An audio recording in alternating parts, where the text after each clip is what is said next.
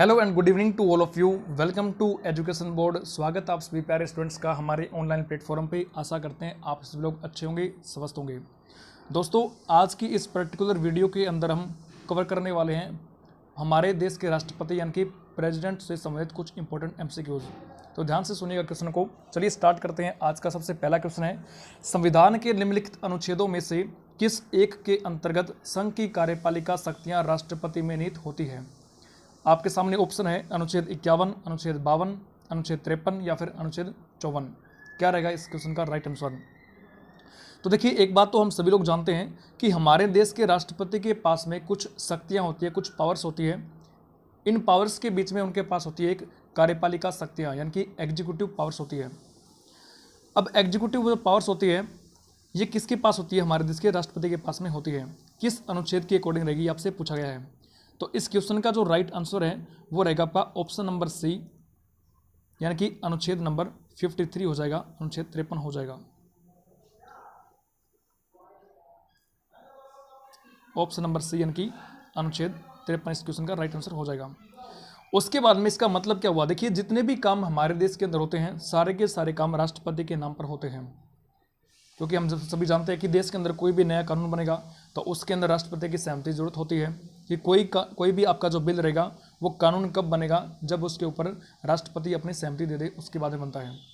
नियुक्ति की बात करते हैं तो हमारे देश के प्रधानमंत्री की नियुक्ति करनी हो, संघ के जितने मंत्री हैं उनकी नियुक्ति करनी हो, महान्यायवादी की नियुक्ति करनी हो, सुप्रीम कोर्ट हाई कोर्ट के जजों की नियुक्ति करनी हो, या फिर कुछ ऐसे ऑर्गेनाइजेशन कुछ संस्थाएँ होती हैं तो उनके प्रमुखों की नियुक्ति करते हैं। तो इस प्रकार से काफ़ी ज़्यादा एग्जीक्यूटिव पावर्स होती है हमारे देश के राष्ट्रपति के पास में। ये बात तो आर्टिकल नंबर 53 बोलता है, परंतु यदि आपसे पूछे कि वास्तविक कार्यपालिका शक्तियाँ किसके पास होती है, ये आपका क्वेश्चन बनता है। यदि पूछे आपसे कि भैया वास्तविक कार्यपालिका शक्तियाँ किसके पास होती है, तो वो रहेगी आपकी हमारे देश की संघीय मंत्रिपरिषद की बात रहेगी, संघीय मंत्रिपरिषद। और इसका जो हेड है वो कौन होता है? आपका पीएम होता है। तो हम कह सकते हैं कि वास्तविक जो शक्तियाँ होती है कार्यपालिका वो हमारे देश के प्रधानमंत्री के पास में होती है। यदि आपसे नॉर्मल पूछे कि देश की कार्यपालिका यानी कि संघ की कार्यपालिका शक्ति किसके पास होती है, तो हमारे देश के राष्ट्रपति के पास होती है। अनुच्छेद नंबर 53 इसका राइट आंसर होता है।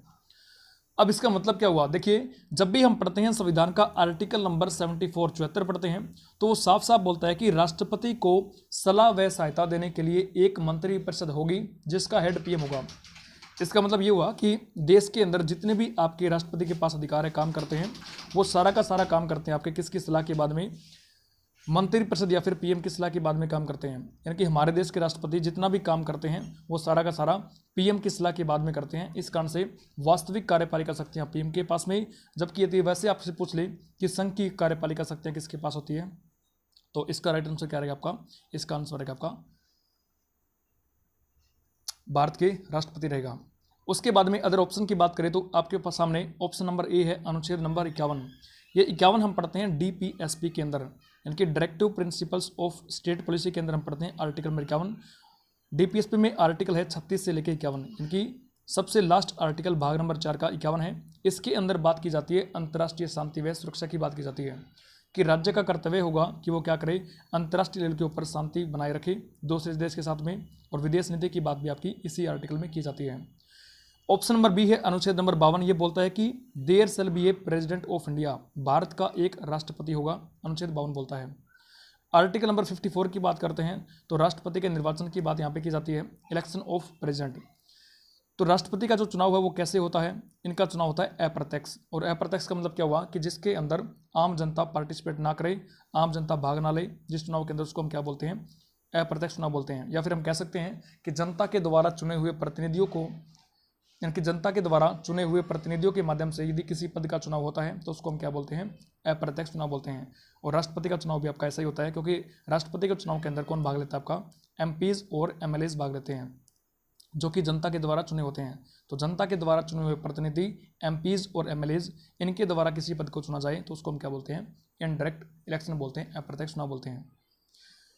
चलिए बढ़ते हैं नेक्स्ट क्वेश्चन की तरफ। अगला क्वेश्चन है कि भारत के राष्ट्रपति चुने जाते हैं। ऑप्शन नंबर ए है केवल राज्यसभा के सदस्यों के द्वारा, बी है केवल लोकसभा के सदस्यों के द्वारा, सी है केवल राज्य विधानसभाओं और लोकसभा के सदस्यों के द्वारा, और डी रहेगा आपके सामने राज्यसभा, लोकसभा और राज्य की विधानसभाओं के निर्वाचित सदस्यों के द्वारा।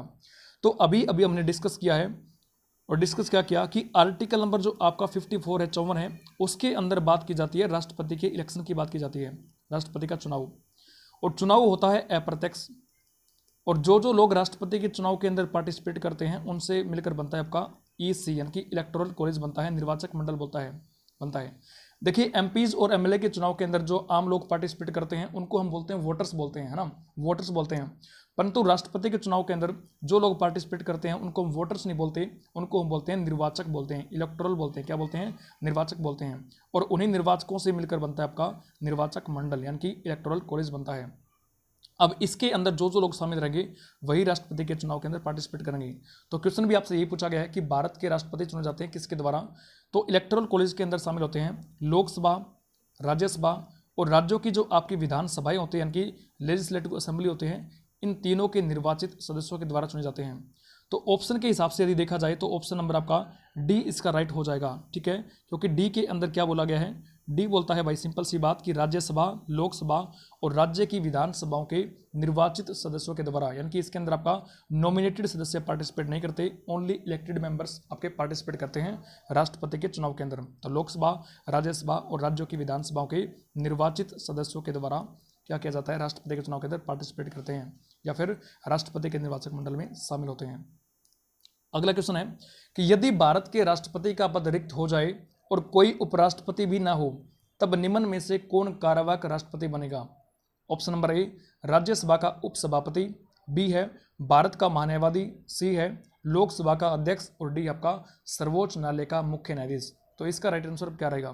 देखिए क्वेश्चन आपसे पूछा गया है कि भारत के राष्ट्रपति का पद रिक्त हो जाए, तो हम सभी लोग जानते हैं कि भारत के जो राष्ट्रपति होते हैं उनका कार्यकाल, टेन्योर की बात करते हैं तो 5 साल का होता है। कार्यकाल कितना होता है, 5 साल का होता है। और कब से होता है, तो पद ग्रहण करने की डेट से क्या होता है, 5 साल राष्ट्रपति का कार्यकाल होता है। बट कार्यकाल पूरा होने से पहले या फिर कार्यकाल के दौरान भी आपका राष्ट्रपति का पद खाली हो सकता है। और उसके कौन कौन से बेस होंगे, आधार कौन कौन से रहेंगे, कि एक तो ये कि कार्यकाल के दौरान यदि हो जाए हमारे देश के राष्ट्रपति की डेथ, मृत्यु हो जाए, या फिर राष्ट्रपति क्या दे दे, अपना त्याग पत्र दे दे, या फिर क्या हो जाए राष्ट्रपति को आर्टिकल 61 के अकॉर्डिंग हटा दिया जाए पद से। तो या तो राष्ट्रपति की डेथ हो जाए या फिर राष्ट्रपति उपराष्ट्रपति को अपना त्याग पत्र दे दे ड्यूरिंग टेन्योर, कार्यकाल के दौरान, या फिर राष्ट्रपति को आर्टिकल 61 का प्रयोग करते हुए महाभियोग की प्रक्रिया के माध्यम से उनको पद से हटा दे। 3 बेस हो सकते हैं। तो वही आपसे पूछा गया है कि यदि भारत के राष्ट्रपति का पद रिक्त हो जाए कार्यकाल के दौरान और कोई उपराष्ट्रपति भी ना हो तो उनके पद पर फिर कौन आएगा, कौन होगा कार्यवाहक राष्ट्रपति।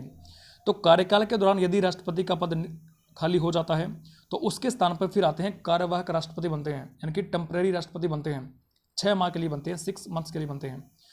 तो यदि राष्ट्रपति का पद खाली होता है तो उनके स्थान पर आते हैं फिर भारत के उपराष्ट्रपति यानी कि वाइस प्रेसिडेंट ऑफ इंडिया आते हैं। और यदि ये भी अपने पद पर ना हो, ये भी एब्सेंट है, तो इनके स्थान पर फिर कौन आएंगे, फिर आएंगे आपके CJI यानी कि chief justice of India, Bharat के मुख्य न्यायाधीश आते हैं।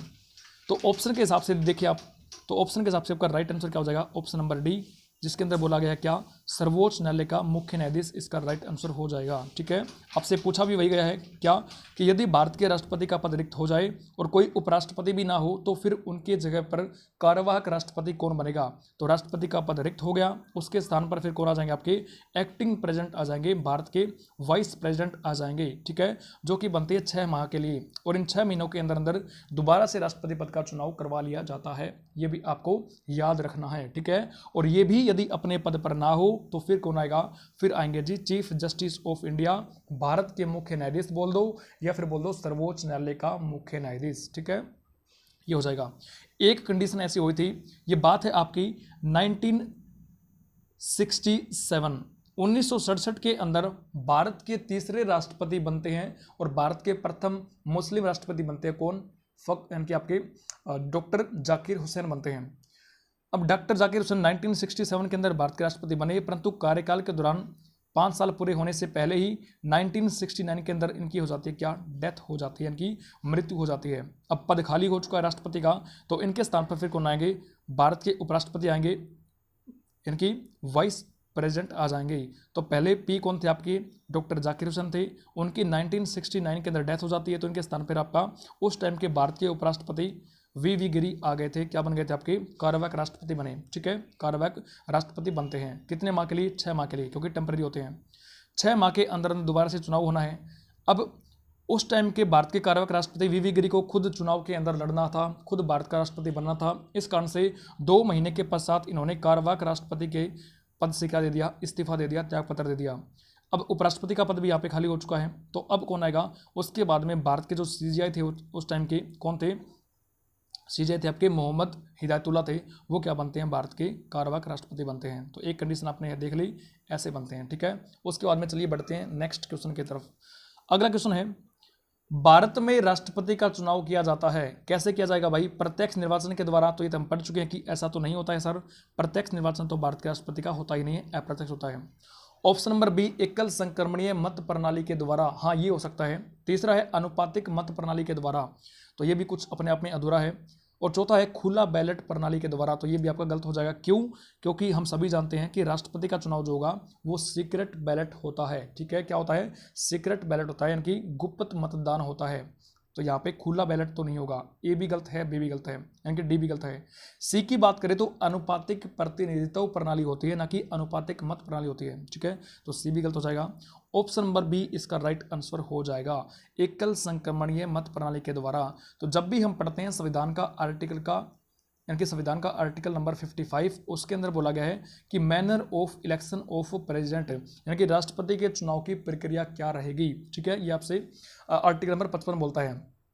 तो आर्टिकल 55 क्या है कि अनुपातिक प्रतिनिधित्व प्रणाली के द्वारा, एकल संक्रमणीय या फिर हस्तांतरणीय मत प्रणाली के द्वारा गुप्त मतदान, ये आपका टोटल मैनर होता है किसका, राष्ट्रपति के चुनाव का।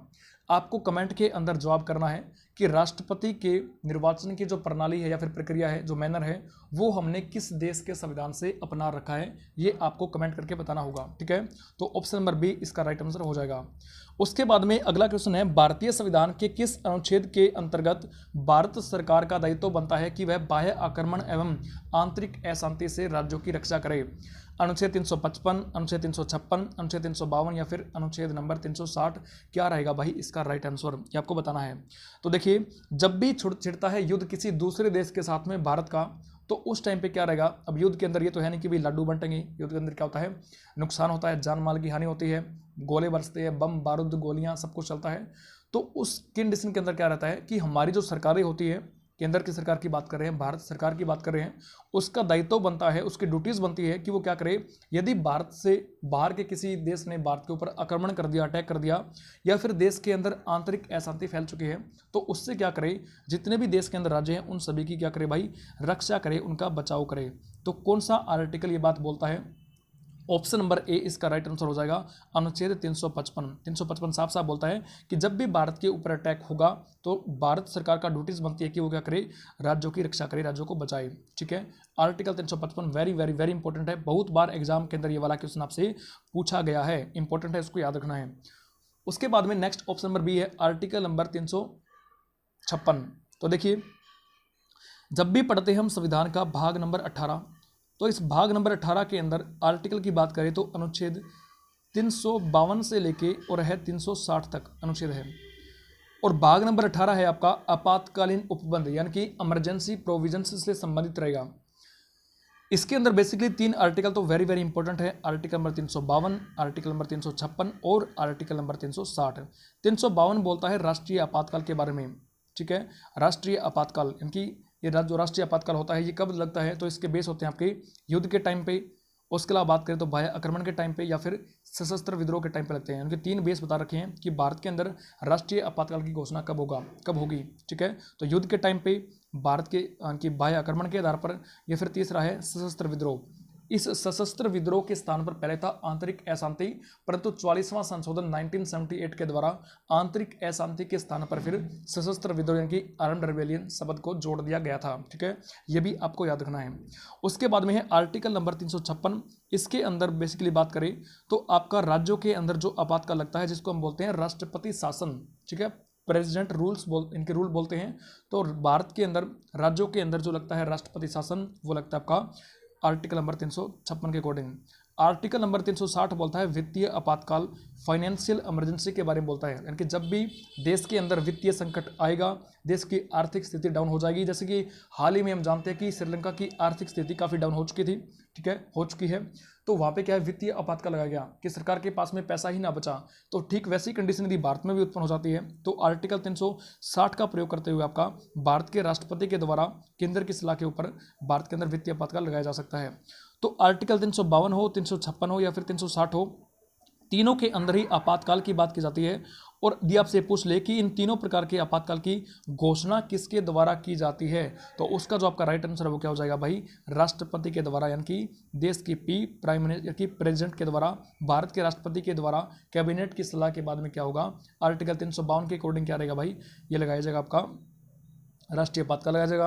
और राज्यपाल की सिफारिश के बाद में केंद्र से सलाह मशवरा करके आर्टिकल 356 के द्वारा राज्य के अंदर राज्य आपातकाल लगेगा। और केंद्र की सलाह के बाद में, कैबिनेट की सलाह के बाद में आर्टिकल 360 के अकॉर्डिंग देश में वित्तीय आपातकाल लगाया जा सकता है। राष्ट्रीय आपातकाल की बात करते हैं तो आज तक देश में 3 बार लगा है। राष्ट्रपति शासन की बात करते हैं तो ये तो बहुत बार लगा है भाई, प्लस 125 से भी अधिक बार लग चुका है। और यदि बात करते हैं अपा फाइनेंशियल इमरजेंसी की तो ये आज तक कभी भी नहीं लगा है, ठीक है, ये भी इंपॉर्टेंट है, कभी भी नहीं लगा है भारत के अंदर राष्ट्रीय यानी वित्तीय आपातकाल। उसके बाद में है नेक्स्ट क्वेश्चन, आपातकाल की घोषणा को स्वीकृति हेतु संसद के समक्ष रखा जाना आवश्यक होता है। तो भैया कितने टाइम के अंदर, ए है 1 माह के अंदर, बी है 2 माह के अंदर, सी है 6 माह के अंदर या फिर डी है 1 वर्ष के अंदर। तो आपातकाल की जो यहाँ पे जो बात की जा रही है वो हम बात कर रहे हैं आर्टिकल नंबर 352 की बात कर रहे हैं, जिसके अंदर हमने थोड़ी देर पहले पढ़ा कि राष्ट्रीय आपातकाल की बात की जाती है। तो जब भी की जाएगी राष्ट्रपति के द्वारा राष्ट्रीय आपातकाल की घोषणा आर्टिकल नंबर 352 के अकॉर्डिंग, तो फिर उसके बाद में घोषणा के बाद में कितने टाइम के अंदर संसद के दोनों हाउस से बिल को पास करवाना आवश्यक होता है, वही बोला गया है कि संसद के समक्ष रखा जाना आवश्यक है। तो ऑप्शन के हिसाब से देखें तो आपका जो ऑप्शन नंबर ए है 1 माह के अंदर, वो आपका राइट आंसर हो जाएगा। यानी कि जब भी आर्टिकल 352 का प्रयोग करते हुए राष्ट्रपति के द्वारा कैबिनेट की सलाह के पश्चात में देश में लगाया जाएगा राष्ट्रीय आपातकाल, तो उसके बाद में लगने के बाद में 1 महीने के अंदर अंदर, 1 माह के अंदर अंदर जो भी आपका बिल रहेगा इमरजेंसी से संबंधित उसको संसद में पास करवाना पड़ेगा, या फिर 1 महीने के अंदर आपका क्या रहेगा भैया, संसद के समक्ष रखा जाना आवश्यक होता है। पहले जो आपकी ये अवधि है ये 2 माह थी, 2 महीने थी, परंतु 44वां संशोधन 1978 के द्वारा इस 2 महीने के स्थान पर आपका 1 महीना कर दिया गया था। तो वर्तमान की बात करें तो क्या रहेगा आपका 1 माह, इसका राइट आंसर हो जाएगा, ठीक है। चलिए बढ़ते हैं नेक्स्ट क्वेश्चन की तरफ। अगला है कि भारत में वित्तीय आपातकाल की घोषणा आज तक कितनी बार की गई है, 5 बार, 4 बार, 1 बार या फिर कभी भी नहीं की गई, ऑप्शन नंबर डी। तो देखिए थोड़ी देर पहले हमने पढ़ा था कि भारत के अंदर लगना है वित्तीय आपातकाल, फाइनेंशियल इमरजेंसी। तो सबसे पहले तो आपको इसका आर्टिकल ही पता होना चाहिए। तो आर्टिकल कौन सा रहेगा, भाग 18 का आर्टिकल नंबर 360 बोलता है वित्तीय आपातकाल के बारे में बात करता है। अब वित्तीय आपातकाल देश में लगेगा तो उसका कुछ ना कुछ बेस तो रहेगा ना, कुछ ना कुछ आधार रहेगा। तो आधार होता है वित्तीय संकट की स्थिति में या फिर आर्थिक संकट की स्थिति में, यानी कि जब भी देश जूझेगा आर्थिक संकट से, पैसे की तंगी से, सरकारों के पास में पैसा ना रहेगा, तो उस कंडीशन के अंदर आपका आर्टिकल 360 का प्रयोग करते हुए भारत के राष्ट्रपति के द्वारा देश के अंदर वित्तीय आपातकाल की घोषणा की जा सकती है। परंतु भारत के अंदर कंडीशन तो बहुत बार ऐसी उत्पन्न हुई, परंतु कभी भी आर्टिकल 360 का प्रयोग नहीं किया गया। तो ये क्वेश्चन आपसे ये भी बनता है, आपसे पूछेगा कि आर्टिकल 360 का प्रयोग आज तक कितनी बार किया गया है, तो 1 बार भी नहीं किया गया, क्योंकि भारत के अंदर वित्तीय आपातकाल कभी नहीं लगा। तो ऑप्शन नंबर डी कभी नहीं इसका राइट आंसर हो जाएगा। नेक्स्ट है निम्नलिखित में से राष्ट्रपति किसकी नियुक्ति करता है, भारत के महान्यायवादी, तो ये भी सही हो जाएगा आपका, नियंत्रक एवं महालेखा परीक्षक, ये भी ठीक है, एक राज्य के राज्यपाल या फिर उपयुक्त सभी। तो आपको ये बताना है कि कौन, यानी कि राष्ट्रपति के द्वारा इनमें से किसकी नियुक्ति की जाती है, किसकी अपॉइंटमेंट की जाती है। तो देखिए ऑप्शन नंबर ए है भारत के महान्यायवादी। अब इनका जिक्र हम कहाँ पढ़ते हैं, तो आर्टिकल नंबर जब हम 76 को पढ़ते हैं तो उसके अंदर बात की जाती है भारत के महान्यायवादी, यानी कि अटॉर्नी जनरल ऑफ इंडिया की बात की जाती है। अच्छा ये कौन होता है, तो भारत के महान्यायवादी कौन होते हैं भैया, भारत सरकार की कानूनी सलाहकार लगा लो, भारत सरकार के संवैधानिक सलाहकार लगा लो, या फिर भारत सरकार का प्रथम वकील कौन होता है, भारत का महान्यायवादी होता है। यानी कि भारत की सरकार के ऊपर जो भी केस होगा तो उन केसों को भारत की सरकार की तरफ से कौन लड़ता है, भारत के महान्यायवादी लड़ते हैं, जिनका जिक्र आपका आर्टिकल नंबर 76 के अंदर किया जाता है। फिर आपसे पूछता है कि ये कैसा पद होता है, भारत के महान्यायवादी का पद कैसा पद है, वैधानिक पद है या फिर आपका संवैधानिक पद है। तो आपको पता होना चाहिए कि संवैधानिक पद होता है। कॉन्स्टिट्यूशनल डेजिग्नेशन होती है। क्यों? क्योंकि जिस भी पद का जिक्र संविधान के किसी न किसी अनुच्छेद में किया जाता है तो वो आपका संवैधानिक पद ही होता है। और हम सभी जानते हैं कि भारत के महान्यायवादी का पद आपका आर्टिकल नंबर 76 के अंदर जिक्र है, तो ये कैसा पद हुआ? संवैधानिक पद हुआ। ठीक है, कौन होता है वो आप सब लोग जान चुके हो। उसके अलावा नियुक्ति की बात करते हैं तो इनकी नियुक्ति भारत के राष्ट्रपति के द्वारा ही की जाती है। ठीक है, उसके अलावा जो भी इनके पारिश्रमिक होते हैं यानी कि वेतन, पेंशन, भत्ते वगैरह जो होते हैं वो कौन तय करता है? तो वो भी आपके राष्ट्रपति के द्वारा ही तय किए जाते हैं। तो ये भी आपको पता होना चाहिए। चाहे महान्यायवादी की नियुक्ति करनी हो, चाहे इनको शपथ दिलवानी हो, चाहे इनको पद से हटाना हो, चाहे वो आपका महान्यायवादी अपना त्यागपत्र दे, वो सारा का सारा आपका केंद्र सरकार की सलाह पर कौन करता है? भारत के राष्ट्रपति के द्वारा ऐसा किया जाता है। ऑप्शन नंबर बी है नियंत्रक एवं महालेखा परीक्षक, CAG, CAG, comptroller and auditor general को हम बोलते हैं। इनका जिक्र संविधान के आर्टिकल नंबर 108 यानी कि 148 के अंदर किया जाता है। अब ये कौन होते हैं? तो देखो, देश के अंदर जितने भी सरकारें पैसा को खर्च करती है उन पैसे के ऊपर निगरानी रखने का काम किसका होता है? CAG, कैग का होता है, ताकि देश के अंदर क्या ना हो? भ्रष्टाचार ना फैले। तो सरकारें जितना भी आपका पैसा लेती है, जितना पैसा खर्च करने के लिए डिमांड करती है, उस पैसे के ऊपर निगरानी रखने का काम आपका CAG, कैग नामक संस्था करती है। ठीक है, तो CAG, कैग का जो आपका अध्यक्ष होता है तो उनकी नियुक्ति भी भारत के राष्ट्रपति के द्वारा की जाती है। तो ये भी आपका सही हो जाएगा। एक राज्य का राज्यपाल, तो राज्यों के अंदर जो भी राज्यपाल की नियुक्ति की जाती है वो भी भारत के राष्ट्रपति करते हैं। तो इस हिसाब से आपका option number D is the right answer. ठीक है, ऑप्शन नंबर डी क्या हो जाएगा? राइट आंसर हो जाएगा। राज्यपाल की बात करते हैं तो इनके जिक्र कहाँ करते हैं हम? इनके पद का जिक्र कहाँ करते हैं? इसको आप कमेंट के अंदर बताएंगे। ठीक है, तो 2 क्वेश्चन आपके होंगे। दूसरा क्वेश्चन क्या है कि राज्य का एक राज्यपाल होगा या फिर दो या दो से अधिक राज्यों का राज्यपाल नियुक्त किया जा सकता है। तो ये बात कहाँ की जाती है, किस अनुच्छेद के अंदर की जाती है, ये आपको कमेंट करके बताना है। अगला क्वेश्चन है, राष्ट्रपति 5 वर्ष तक अपने पद पर रहता है। ए, अपने निर्वाचन की तारीख से, बी, संसद द्वारा निर्धारित तिथि से, सी, अपने पद ग्रहण करने के दिन से, या फिर डी, निर्वाचन आयोग द्वारा घोषित तिथि से। तो क्या रहेगा इसका राइट आंसर? तो राष्ट्रपति का जो कार्यकाल है, टेन्योर है, वो हम जान चुके हैं कि 5 वर्ष का होता है, परंतु कब से 5 वर्ष का होता है ये आपके लिए जानना बेहद ज़्यादा जरूरी है। तो ऑप्शन नंबर जो आपका सी आपको दिख रहा है कि अपने पद ग्रहण करने के दिन से, जिस दिन से राष्ट्रपति साहब अपना पद ग्रहण करते हैं उस दिन से लेकर 5 वर्ष की अवधि क्या होती है? राष्ट्रपति का कार्यकाल होता है। ठीक है, वेरी वेरी वेरी इंपॉर्टेंट होता है। ठीक है, तो राष्ट्रपति की बात करते हैं तो उनको शपथ कौन दिलवाता है भाई? शपथ दिलवाते हैं भारत के CJI, और CJI यदि एब्सेंट है तो दिलवाएगा सेकंड सीनियर मोस्ट जो आपका जज रहेगा किसका? सुप्रीम कोर्ट का, वो दिलवा देगा। उसके बाद में रिजाइन की बात करें कि राष्ट्रपति अपना त्यागपत्र किसको देंगे? तो अपना त्यागपत्र किसको देते हैं? ये भारत के उपराष्ट्रपति यानी कि वाइस प्रेसिडेंट ऑफ इंडिया को देते हैं।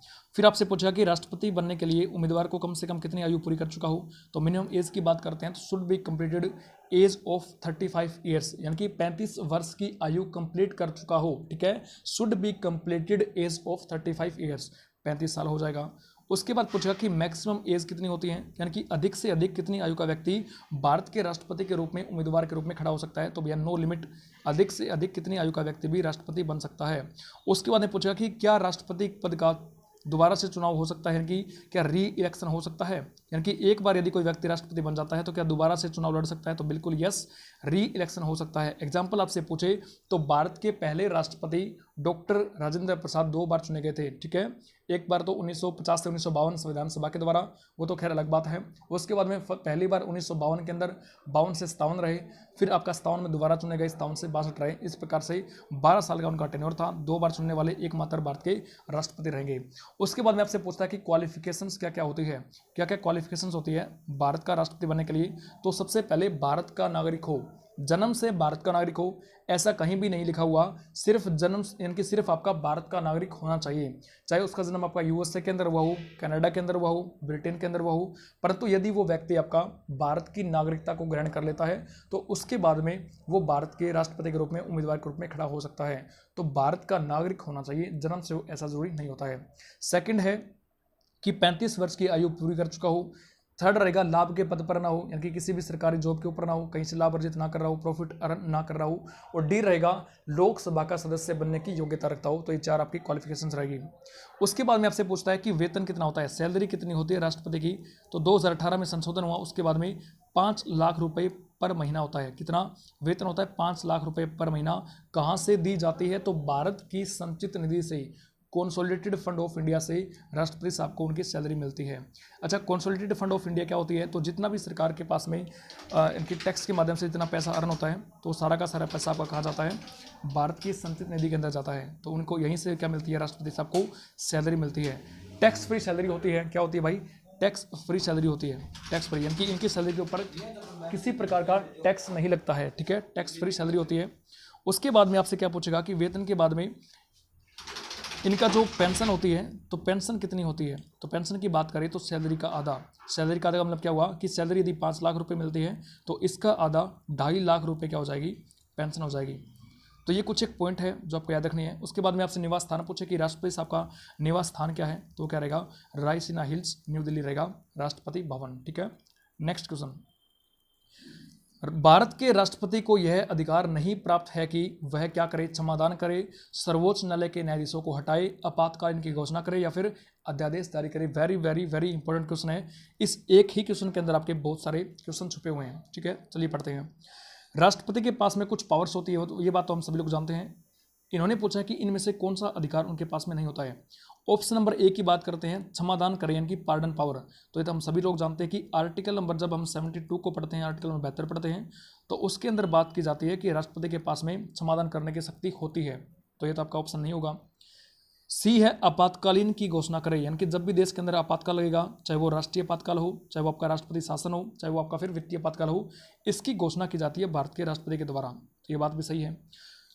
आर्टिकल 352, 356 और 360 में हम पढ़ते हैं। उसके अलावा जब हम पढ़ते हैं आर्टिकल संविधान का 123 अनुच्छेद नंबर 123 पढ़ते हैं, तो उसके अंदर भारत के राष्ट्रपति के पास पावर होती है ऑर्डिनेंस शक्ति, अध्यादेश जारी करने की पावर होती है संविधान के आर्टिकल 1, 2, 3 के अकॉर्डिंग। तो ये तीनों की तीनों पावर राष्ट्रपति के पास होती है। परंतु ऑप्शन नंबर बी यदि आप देखें तो ऑप्शन नंबर बी बोलता है सीधा सीधा क्या कि सर्वोच्च न्यायालय के न्यायाधीशों को हटाए। तो देखो, सुप्रीम कोर्ट के न्यायाधीशों की नियुक्ति करने की पावर होती है राष्ट्रपति के पास में, परंतु हटाने की पावर इनके पास में नहीं होती है। तो फिर सर कौन हटाएगा? तो हटाने की पावर होती है संसद, यानी कि हमारे देश की पार्लियामेंट के पास में पावर होती है।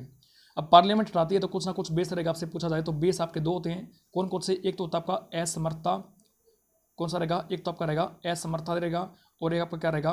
सिद्ध कदाचार रहेगा। असमर्थता और सिद्ध कदाचार, इन दो बेसिस के ऊपर सुप्रीम कोर्ट के जो आपके जज है उनको हटाती है संसद, पार्लियामेंट। और बिल कैसे पास होता है? तो बिल आपका पास होता है विशेष बहुमत के द्वारा। कैसे? विशेष बहुमत के द्वारा बिल पास होता है, यानी कि कुल स्ट्रेंथ के 2/3 संख्या, ठीक है। जैसे आप बात करते हैं कि संसद पार्लियामेंट हटाएगी, तो पार्लियामेंट के आपके दो हाउस होते हैं, कौन कौन से? एक लोकसभा होता है और एक आपका राज्यसभा होता है। तो लोकसभा की वर्तमान स्ट्रेंथ आपकी 543 है, तो 543 का यदि आप कर लेते हैं 2/3, तो ये आपका विशेष बहुमत आएगा। उसके अलावा बात करें राज्यसभा की, तो राज्यसभा की सीटें 245 है, इसका आप 2/3 कर ले तो क्या रहेगा भाई? विशेष बहुमत आएगा। तो दोनों सदनों से विशेष बहुमत से बिल पास होगा और सुप्रीम कोर्ट के जजों को हटाया जा सकता है। तो ये थे कुछ आज की क्लास के अंदर हमने कुछ बेसिक प्रश्न पढ़े, कुछ कैसे क्वेश्चन पढ़े। सारे के सारे क्वेश्चन आपके इंपॉर्टेंट है, एग्जाम पॉइंट ऑफ व्यू से बार बार पूछे जा सकते हैं। क्वेश्चन तो खैर हमने 10-12 ही किए हैं, परंतु इसके साथ में जो हमने सॉल्यूशन किया है वो काफ़ी ज़्यादा इंपॉर्टेंट है। हमने चीज़ों को एक दूसरे के साथ में लिंक करके पढ़ा, समझा, बहुत अच्छे से प्रयास किया मैंने आपको समझाने की कोशिश की। इन चीज़ों को आप बार बार रिपीट करें, इनकी प्रैक्टिस करें अपने, और जितनी ज़्यादा हो तो राष्ट्रपति के आपको क्वेश्चन लगाने चाहिए, एमसीक्यू प्रैक्टिस करनी चाहिए विद इन डिटेल। तो हमारी डेली वीडियो आएगी इसी इनकी आपका चैनल के ऊपर, एजुकेशन बोर्ड के ऊपर, पॉलिटी हो चाहे आपकी हरियाणा जीके हो। उसके अलावा बात करें तो आपका इकोनॉमिक्स की आपको क्लासेस मिलेगी, हिस्ट्री की, ज्योग्राफी की, इन सभी के सभी सब्जेक्ट्स की आपको क्लासेस मिलेगी एमसीक्यू फॉर्म में, और डिटेल के अंदर आपको सारी चीज़ें करवाई जाएगी, ठीक है। तो वीडियो आप कंटिन्यू हमारे साथ में बने रहिए, वीडियो को देखते रहिए, ज़्यादा से ज़्यादा हो सके तो अपने दोस्तों के पास में वीडियो को शेयर करें ताकि उनको भी इन एमसीक्यूज़ का लाभ अर्जित हो सके, लाभ मिल सके, ठीक है। तो प्यारे दोस्तों, मिलते हैं नेक्स्ट सेशन के अंदर, तब तक के लिए भी सभी को जय हिंद, सभी को राम राम। हंसते रहिए, मुस्कुराते रहिए, जय हिंद।